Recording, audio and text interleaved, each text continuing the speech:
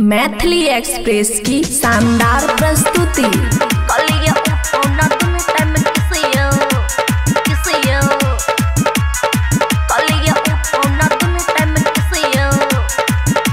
Music by DJ Maya recording studio Rajanpur Saharsa. छिए पातर दुबरता गोटे जइबे, छिए पातर दुबरता गोटे जइबे, ओठ लाली चाटू राजा जी मोटे जइबे, ओठ लाली चाटू सैया जी मोटे जइबे।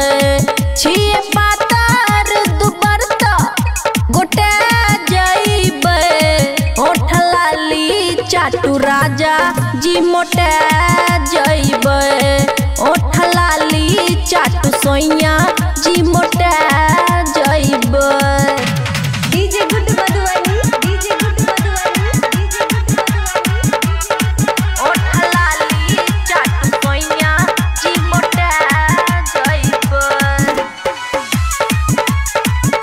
माया रिकॉर्डिंग स्टूडियो राजनपुर सहरसा।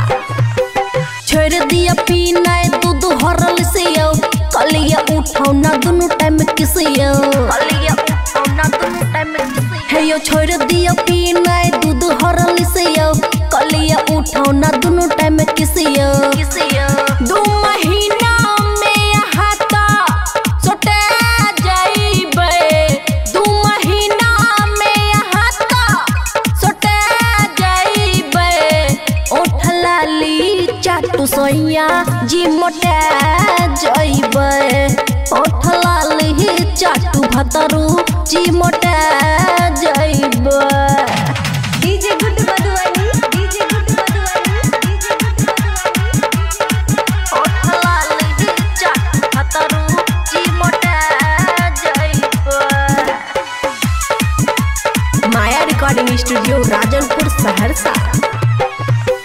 बबुआ राहुल पिया सुनु अमन यो, पतर देह मन लागय मन यो, पतर देह मन लागय मन यो। बबुआ राहुल सुनु पिया अमन यो, पतर देह मन लागय मन यो, मन यो।